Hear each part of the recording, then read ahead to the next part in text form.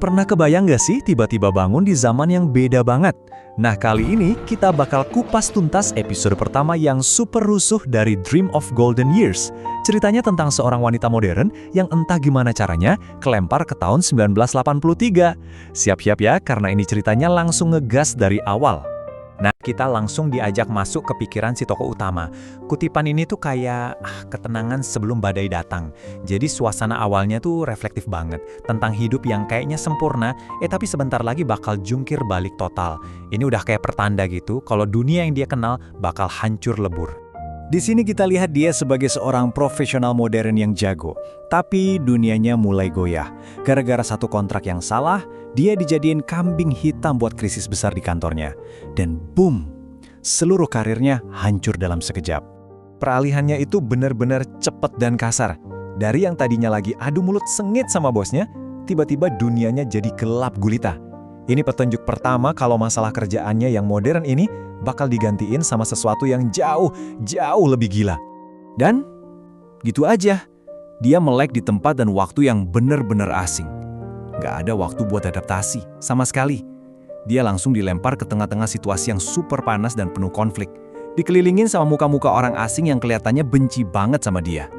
Coba bayangin bingungnya dia. Tiba-tiba dikelilingin penduduk desa yang marah-marah, nerakin tuduhan yang nggak masuk akal sama sekali. Dituduh nggak tahu malu, bikin masalah, padahal dia sendiri aja nggak tahu dia itu siapa di dunia baru yang aneh ini.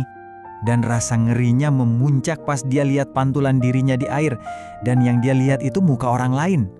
Dia sadar, dia terperangkap di tubuh orang lain, dikelilingin orang asing, ini benar-benar mimpi buruk yang jadi kenyataan.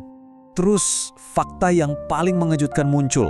Dia bukan cuma ada di tubuh yang beda, tapi juga terdampar di era yang beda. Tahun 1983. Momen inilah dia sadar betapa jauhnya dia dari rumah, kelempar 4 dekade ke masa lalu. Lewat suara hatinya, kita akhirnya ngerti apa yang terjadi. Dia bertransmigrasi.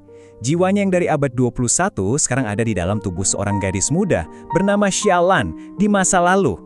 Nah, buat yang mungkin belum familiar, transmigrasi, atau kalau dalam bahasa Mandarin, Chuanye, ini tuh genre yang populer banget. Idenya simple, jiwa orang modern nyasar ke masa lalu. Nah, dari sinilah semua konflik dan kecerdikan cerita ini berasal, di mana pengetahuan dari masa depan jadi senjata andalannya. Begitu melek, dia langsung kejebak dalam drama keluarga yang rumit. Di satu sisi, ada neneknya yang jahat dan para tetangga tukang gosip. Di sisi lain, kita tahu kalau Xiaolan yang asli saking putus asanya sampai coba bunuh diri. Tapi ada sedikit harapan, yaitu pamannya yang kelihatan peduli, Liu Yong. Di tengah-tengah semua kekacauan dan keputusasaan ini, akhirnya ada secercah cahaya. Dia ditarik keluar dari kerumunan yang marah itu sama satu-satunya keluarga yang baik sama dia.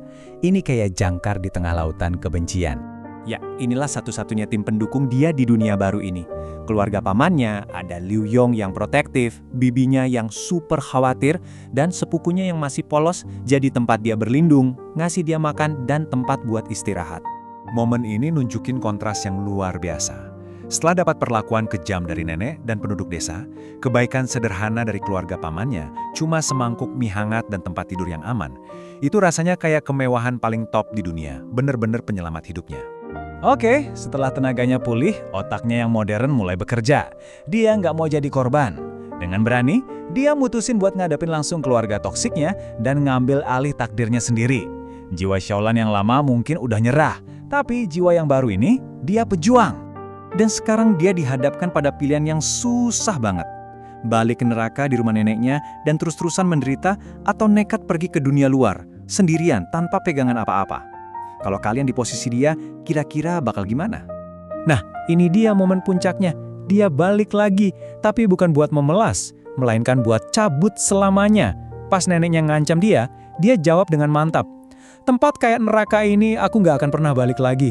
Wah, ini benar-benar deklarasi kemerdekaan yang keren banget. Begitu bebas dari belenggu masa lalunya, dia nggak buang-buang waktu.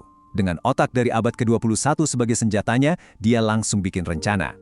Bukan cuma buat bertahan hidup, tapi buat sukses di tahun 1980-an yang asing ini.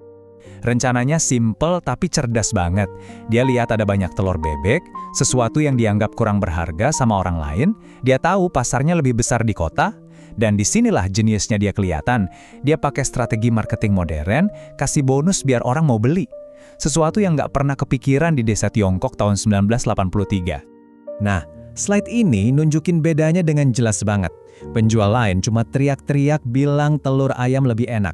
Sementara Xiaolan, dia pakai pendekatan ke pelanggan. Dia tonjolin nilainya, yaitu telurnya lebih besar, plus ada insentif, daun bawang gratis. Itu pemikiran marketing modern di tahun 1983, gila!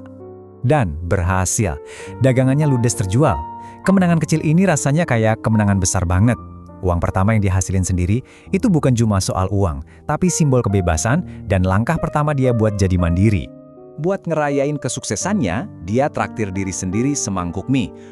Takdir malah mempertemukan dia lagi sama pria misterius yang mobilnya hampir nabrak dia. Obrolan mereka yang singkat tapi cerdas itu kayak ada percikan-percikan cinta, ngasih petunjuk kalau mungkin bakal ada hubungan baru yang berkembang. Jadi episode pertama ini ditutup dengan pertanyaan yang bikin penasaran kan? Dia emang udah menang di pertempuran pertama, tapi perangnya sendiri masih panjang. Kira-kira otaknya yang modern itu bakal jadi aset terbesar atau malah jadi bumerang di dunia yang masih tradisional banget? Bisa nggak sih dia benar-benar bangun hidup baru dari nol di masa lalu? Yah, kita lihat aja nanti kelanjutannya. 我们应该算扯平了吧？可以认识